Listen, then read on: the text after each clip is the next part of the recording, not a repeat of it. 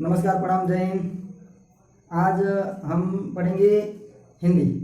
और हिंदी का कुछ बेसिक जानकारी हम देख लेते हैं। जो मतलब हिंदी के बारे में कुछ महत्वपूर्ण जानकारियाँ होती हैं उसके विषय में हम जान लेंगे। बाकी हिंदी के एक एक टॉपिक को हम बहुत बेहतर तरीके से समझाएंगे आपको एग्जाम्पल देकर। ऐसा मतलब ना, जैसे डॉक्टर क्या करता है, दवा घोल करके पिलाए तो आप ठीक हो जाते हैं, वैसे एकदम घोल के पिलाए जैसा आपको एकदम बेहतर तरीके से बताएंगे, आपको बहुत अच्छे तरीके से समझ में आ जाएगा। ठीक है, तो आइए देखते हैं व्याकरण।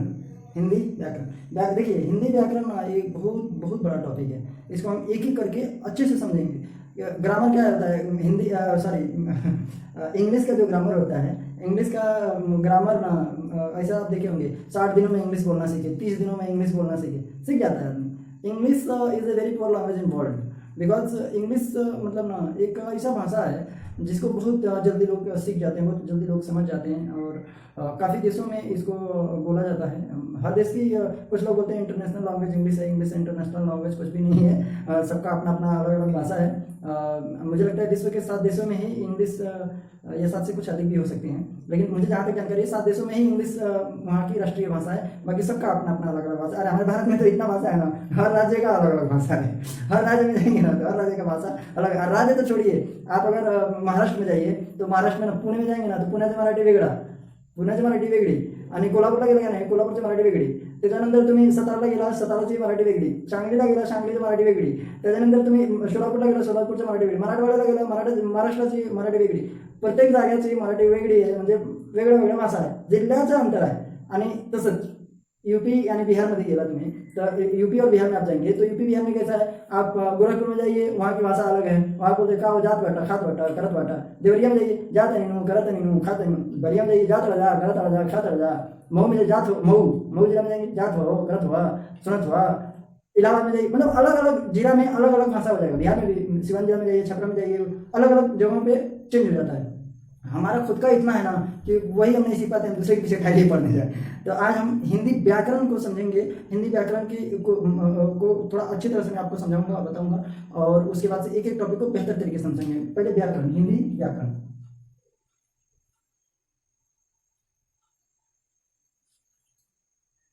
आज व्याकरण में देखिए, व्याकरण का जैसे ही नाम आता है तो सबसे पहले आता है अक्षर। अक्षर कितने होते हैं?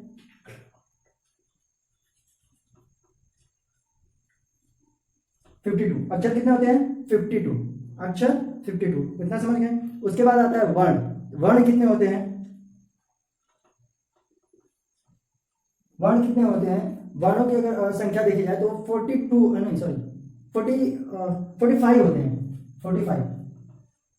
इसको बेहतर तरीके से हम समझेंगे, बहुत अच्छे से समझेंगे, खूब बढ़िया से। ठीक है, उसके बाद से अगर तीसरी जगह पे आप देखेंगे तो तीसरे पे क्या आता है? तीसरे पे आता है जैसे हम कुछ बोलते हैं, जैसे पढ़ते हैं, कुछ बोलते हैं, जैसे क ख ग घ अंग, च छ ज झ ऐसे पढ़ते हैं। तो क ख ग घ, अगर क ख ग घ हम बोलते हैं तो ये कहाँ से निकलता है? कंठ से, मतलब यहाँ गले से निकलता है। गले से निकलता है तो इसको हम क्या बोलेंगे? कंठव्य बोलते हैं। इसको बोलते हैं कंठव्य। तो क अक्षर जो है इस लाइन में जो भी आ रहा है वो क्या हो जाएगा? कंठव्य। ये हो जाएगा कंठव्य। उसके बाद से क्या आता है? च। तो च जो है वो च बोलते हैं। तो च बोलने में क्या होता है? जीभ जो है वो तालु को टच करती है। ऊपर का जो हिस्सा होता है ना, वो बायोलॉजी में मैं आपको अलग से उसको बता दिया हूँ अच्छे से, उसको क्या बोलते हैं, लेकिन हमारे आम बोलचाल की भाषा में उसको तालु बोलते हैं। क्या बोलते हैं? तालु। और जीभ जो है तालु से टच करती है, कहीं तालु बोला जाता है, कहीं तालु बोला जाता है, कहीं तालु। तो जीभ जो है वो जब तालु से टच करती है तो च छ ज झ ऐसे आवाज निकलते हैं। तो वो इन अक्षरों का उच्चारण क्या होता है? जीभ तालु को टच करती है तो इसको क्या बोलते हैं? तालव्य। इसको तालव्य बोलते हैं। एकदम आसानी से आपको समझ में आएगा, बहुत अच्छे से। इसको जीभ जब टच करेगी च बोलने के लिए, च छ ज, तो क्या क्या होगा? तालव्य। उसको क्या बोलेंगे? तालव्य। च में जितना, ग में जितना आया कंठव्य, च में जितना आया वो क्या हो गया? तालव्य। उसके बाद से क्या आता है? क ख ग घ अंग, च छ ज झ ञ। उसके बाद से आता है ट ठ ड ढ ढ़। ट ट बोलते समय क्या हो रहा है? जीभ मुड़ जा रही है। ट ठ ड ढ, जीभ मुड़ रही है ना। जीभ जब मुड़ रही है तो इसको क्या बोलते हैं? मूर्धन्य। इसको बोलते हैं मूर्धन्य। ट क्या हो जाएगा?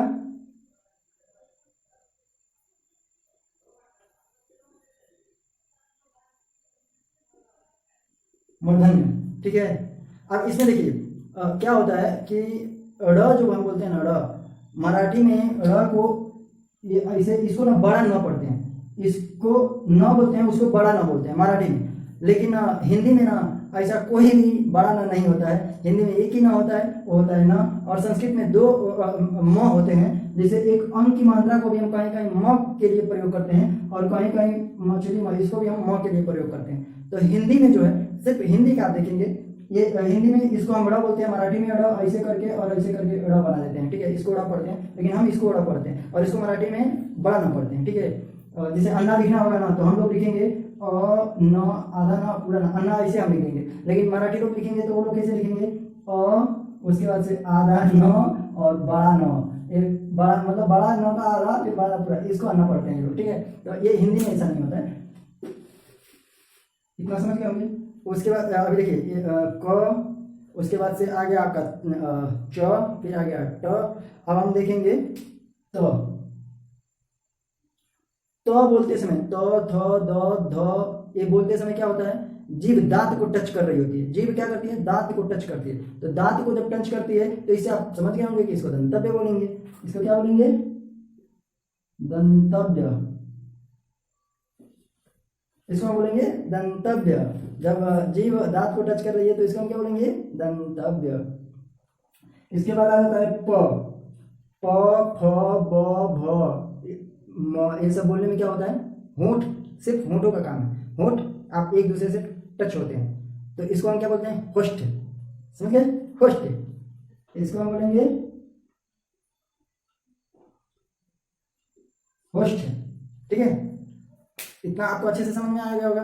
अभी आगे देखिए, अगर कोई बच्चा पैदा होता है तो वो क्या होता है कि हम शुरू में जब हिंदी का अगर उसको ज्ञान कराया जाए या संस्कृत का ज्ञान कराया जाए, तो संस्कृत में और हिंदी में देखिए, हिंदी ना थोड़ा आसान है, संस्कृत बहुत मुश्किल है। दुनिया की सबसे प्राचीन भाषा जो है वो संस्कृत है, और संस्कृत जितना कठिन कोई भाषा ही नहीं है। संस्कृत में ना एक शब्द को लिखने के लिए ना यहाँ से और वहाँ तक पूरा बोर्ड खत्म हो जाएगी, एक शब्द को लिखने के लिए। मतलब ना देखिए, अक्षर को मिला के क्या बनता है, शब्द। अक्षरों को मिला करके शब्द बनता है, और शब्दों को मिला करके एक वाक्य बनता है, और एक वाक्य जो होता है ना वो संस्कृत का एक शब्द हो जाता है। संस्कृत के कुछ श्लोक वगैरह में मैं जब संस्कृत पढ़ाऊंगा तो उसमें अच्छे से बताऊंगा आप लोगों को। एक वाक्य को ना एक शब्द में लिख देना संस्कृत, मतलब बहुत बड़ी चीजों को, मतलब पूरा एक कहानी, पूरा एक स्टोरी ना एक कविता के माध्यम से बता देना संस्कृत होता है। संस्कृत में ना महादेव जो है, भगवान महादेव शिव जी, इनको खुश करने के लिए अनेक सारी कविताएं लिखी गई हैं। कुछ रावण रचित हैं, कुछ मतलब कई लोगों द्वारा संस्कृत में छोटी सी कविता में ना उनका पूरा कहानी बता देते हैं। मतलब बहुत ज़्यादा बताने के लिए संस्कृत कम शब्दों में बहुत ज़्यादा कुछ बता सकता है। और उसके बाद आता है हिंदी, और इंग्लिश में तो मतलब पूछिए मत, समझाते समझाते गधे बनेंगे खुद ही लेकिन अंग्रेजी मीडियम वाले ना कसम खा करके हैं, इन लोगों का तो कुछ ही होता है। मैं सरकारी विद्यालय से पढ़ा हुआ, और बचपन में मेरी कुछ बुद्धि मुझसे मिली थी, जब मैं बहुत छोटा हुआ करता था, लगभग 5-6 साल उम्र था मेरा, 7 साल तब मिली थी। उसके बाद से वो उनकी एक ही बार उनकी शादी में मैं उनसे मिला, कम से कम 15-20 सालों के बाद। और 15-20 साल बाद जब मैं उनसे मिला, 15-18 साल समझ लीजिए, इतना साल, मेरा खुद का उम्र 26 साल हो गया।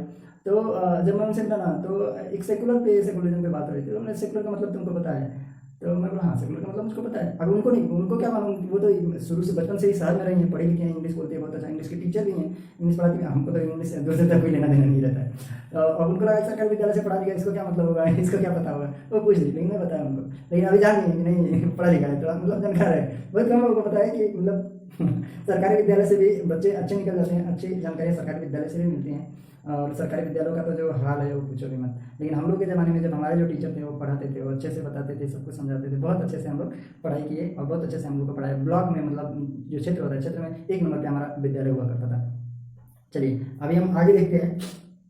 ये मुंह जो हम क ख ग घ ऐसे बोलते हैं ना, तो हमारे पूरे मुंह का व्यायाम हो जाता है। जब आप क से और ज्ञानी, मतलब क से और ज्ञानी तक आप जब बच्चे को पढ़ाते हैं तो पूरा उसका जीभ हर प्रकार से टूट जाता है, हर एक शब्द बोलने के लिए वो सीख जाता है। जैसे तुतलापन वगैरह होता है ना, तो वो बचपन में अगर उसको अच्छे से उच्चारण कराया जाए तो वो पूरा। अभी संस्कृत के शब्दों का मैं बहुत शुद्ध उच्चारण करता हूँ, बहुत शुद्ध रूप से संस्कृत के शब्दों का उच्चारण करता हूँ। एक कविता में मैं आपको एक वीडियो में बताया भी था, जटाटवी गलत जल प्रभा पावितस्तरे लेवल मेरम मिता भुजंग तुंग मालिकम demon demon demon demon Ninad वड्डमर्वयं चकार चंड तांडवं तनोतना शिवशम। पूरी कविता में बता चुका हूँ। इसका अर्थ भी बता दिया हूँ आप लोगों को, इसका अर्थ क्या हुआ हिंदी में। तो ये क्या होता है, पूरे मुंह का व्यायाम हो जाता है, संस्कृत या हिंदी पढ़ने से पूरे मुंह का व्यायाम हो जाता है, अच्छी तरह से व्यायाम हो जाता है। अब इसके बाद से हम देखेंगे अंतस्थ व्यंजन, य र ल व, ये क्या हो जाएगा, ये हो जाएगा अंतस्थ व्यंजन, ये अंतस्थ व्यंजन, इसको मिटा देंगे। य र ल व को क्या बोलते हैं, अंतस्थ व्यंजन बोलते हैं, ठीक है। अब इसको ना अच्छे से हम समझेंगे, बारी बारी से बढ़िया से समझेंगे, ठीक है। उष्म व्यंजन श श एक खरगोश स, ठीक है, ये उष्म व्यंजन है, ठीक है। ह, ये क्या है, ये उष्म व्यंजन है, ठीक है। समझ में आ रहा है ना, अच्छा, ये उष्म व्यंजन है। और इसके बाद से हम देखेंगे संयुक्त व्यंजन,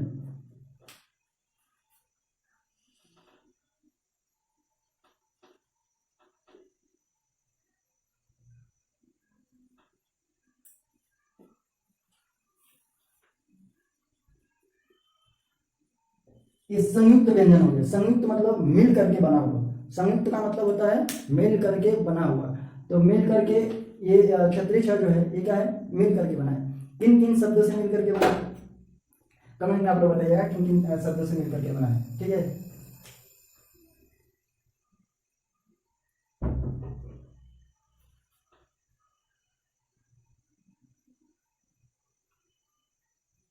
इन शब्द, ये जो शब्द है ना, इनको मिलाकर इसको बहुत लोग क्षत्रिय को क्षत्रिय भी पढ़ते हैं, क श, इससे मिलाकर के ये बनता है, ठीक है। उसके बाद से तो आ जाएगा, तो प्लस र, इसको मिलाकर के त्र बनता है। ज और इया, इसको मिला के ज्ञान ग, ये ज्ञानी ग बनता है, ठीक है। उसके बाद से आ गया स प्लस र, ठीक है। इसको बना, इसको मिला करके क्या बनता है, स श्री श्र, जैसे हम लिखते हैं ना श्री, श्री राम बहादुर, ऐसे लिखते हैं ना। तो ये स्र जो है, ये स और इसको हम क्या बोलते हैं, संयुक्त व्यंजन बोलते हैं, ठीक है। इसको हम बोलते हैं संयुक्त व्यंजन। और इसके बाद से हमारा क्या आता है, उच्छिष्ट व्यंजन। उच्छिष्ट व्यंजन में क्या होता है, ड़ ढ, ये क्या होता है, ये उच्छिष्ट व्यंजन में आता है। और इस ड़ को ना मराठी में मैं आपको बताया, वो लोग ऐसा लिखते हैं, ठीक है। इसको भी आप समझ गए, ये उच्छिष्ट व्यंजन में आ जाएगा, ठीक है। इसके बाद से आएगा पार्श्विक व्यंजन। पार्श्विक व्यंजन में क्या आता है, ल, ठीक है। पार्श्विक व्यंजन में क्या आता है, ल आता है। पार्श्विक व्यंजन में ल आता है। और लुंठिक व्यंजन जो होता है, लुंठिक व्यंजन में क्या आता है, वो आता है र, ठीक है। इतना एकदम आसानी से आपको समझ में आएगा।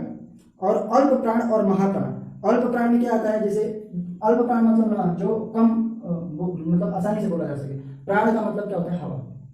प्राण का मतलब होता है हवा। प्राण देखिए, एक छठी क्लास में मैं पढ़ता था, तो उस समय एक श्लोक हुआ करता था संस्कृत में, भज गोविंदम गोविंदम भज मूलमते दिनमपि रजनी सायं प्रातः शिशिर वसंतो पुनरायाता कालः क्रीडति गच्छत आयु तदपि न मुंचत आशावही। इसमें बताया गया था कि भजो गोविंद को गोविंद को भजो हे मूर्खमति के आदमी, दिन और रात, सायं काल और प्रातः काल, शीत ऋतु और बसंत ऋतु पुनरायाता, पुनः पुनः आते रहते हैं। कालः क्रीडति, काल खेलता है, गच्छत वायु, प्राण एक जाने वाला वायु है, प्राण एक जाने वाला वायु है, हवा है, ठीक है। तो प्राण आप समझ गए, अल्प प्राण और महाप्राण, ठीक है। तो अल्प प्राण और महाप्राण में हम देखेंगे, अल्प प्राण में क्या आता है, क ग अंग, सॉरी अंग में इधर रहता है ना, क ग अंग, ठीक है। ये क्या आ जाएगा, क ग अंग, ये जो है ना, ये अल्प प्राण है। क ग अंग, ये अल्प प्राण है। इसको बोलने में हवा कम निकलता है, मतलब ऊष्मा कम निकलती है, ठीक है। उसके बाद से आ जाएगा महाप्राण। महाप्राण में क्या आ जाएगा,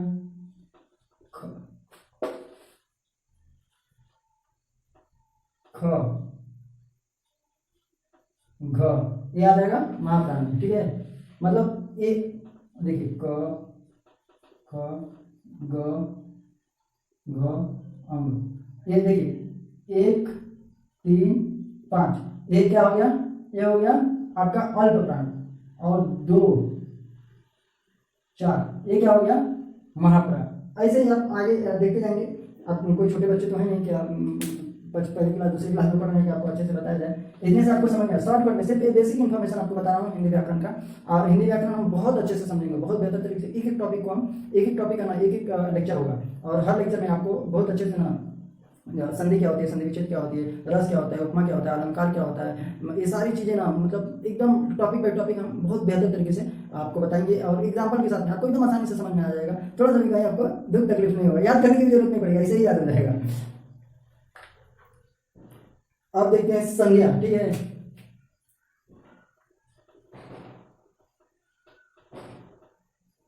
संज्ञा इंग्लिश में इसको ग्रामर वगैरह पढ़ाते हैं ना, अंग्रेजी वाले को पता होगा, हमको उतना नहीं पता है अंग्रेजी के बारे में, ठीक है। आप संज्ञा के बारे में देखेंगे। संज्ञा क्या होता है, जैसे एक कहानी के माध्यम से आपको समझाऊंगा। कोई बच्चा पैदा हो गया, तो बच्चा पैदा हो गया तो क्या हुआ, जातिवाचक, पहला क्या है जातिवाचक संज्ञा।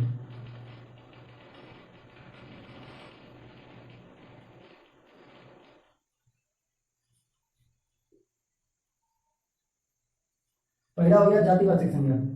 जातिवाचक में कोई लड़का पैदा हुआ तो क्या होगा, वो या तो होगा लड़का या लड़की, लड़का या लड़की, ठीक है। मतलब उसका जाति तय हो गया, पैदा होते ही उसका जाति तय हो गया कि वो लड़का है या लड़की है। उसके बाद आता है व्यक्तिवाचक संज्ञा। दूसरा क्या होता है,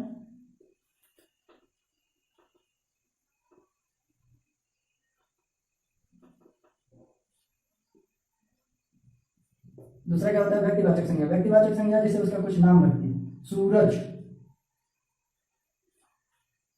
कुछ भी जो भी नाम रख दिए, सूरज, राहुल, ज्वाला, जो मर्जी करे, रमेश, दिनेश, महेश, सुरेश, कुछ भी आप नाम रख दीजिए। ये क्या हो जाएगा, ये हो जाएगा आपका व्यक्तिवाचक संज्ञा, ठीक है। व्यक्तिवाचक संज्ञा, कोई लड़का पैदा हुआ तो उसका क्या हो गया, लड़का या लड़की। उसके बाद से व्यक्तिवाचक में उसका कुछ नामांकन हो गया तो वो व्यक्ति कुछ बन गया, ठीक है। उसके बाद से आता है भाववाचक संज्ञा। भाववाचक संज्ञा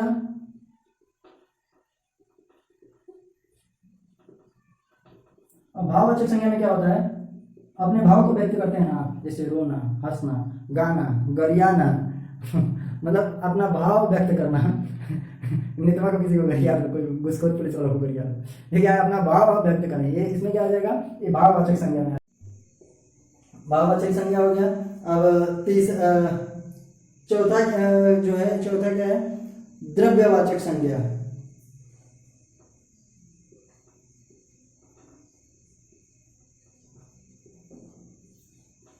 द्रव्यवाचक संज्ञा में क्या होगा, जैसे कुछ पहन लेना, जैसे कपड़ा, सोना, चांदी, चश्मा, टोपी, ये सब कुछ द्रव्य। देखिए द्रव्य और द्रव, द्रव और द्रव्य इसमें अंतर होता है। अब अंग्रेजी मीडियम वालों को समझना है, और लिक्विड बोलते हैं सब द्रव मतलब ना जैसे पानी, ऑयल वगैरह होता है, जो इन सब को हम लोग बोलते हैं द्रव। लेकिन द्रव्य जो होता है, द्रव्य और द्रव में अंतर होता है। द्रव्यवाचक संज्ञा आप समझ गए। अब देखते हैं पांचवा, समूहवाचक संज्ञा।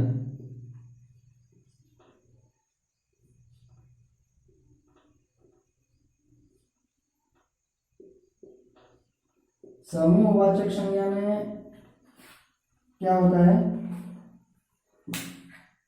अभी लड़का बड़ा हो गया है, बहुत बड़ा हो गया, ठीक है, लंबा हो रहा है, काट देना, काट करके 2 पार्ट में कर देना। एक्चुअली क्या होता है, बच्चे ना बहुत लंबा लंबा वीडियो नहीं देखते हैं, 15-20 मिनट पढ़ लिए बस बहुत हो गया, आधा घंटा, और इससे ज़्यादा मैं वीडियो भी नहीं बनाना चाहता, तो वही साहब बोल रहे हैं। अब देखिए समूहवाचक संज्ञा, ये पांचवा क्या है, समूहवाचक संज्ञा। समूहवाचक संज्ञा में क्या होगा, जैसे लड़का अब कुछ बड़ा हो गया, स्कूल में गया, पढ़ाई करने लगा, वो एक समूह में, स्कूल एक समूह में, वो उसमें जो चीज़ें होंगी वो समूहवाचक संज्ञा में आ जाएंगी। उससे थोड़ा आगे गया, अगर सेना में चला गया, कोई भर्ती वर्ती में चला गया, तो वो कोई पढ़ लिख करके कुछ अच्छा डॉक्टर, वकील, इंजीनियर कुछ बन गया, किसी समूह में रहने लगा, वो भी समूहवाचक संज्ञा में आ जाएगा।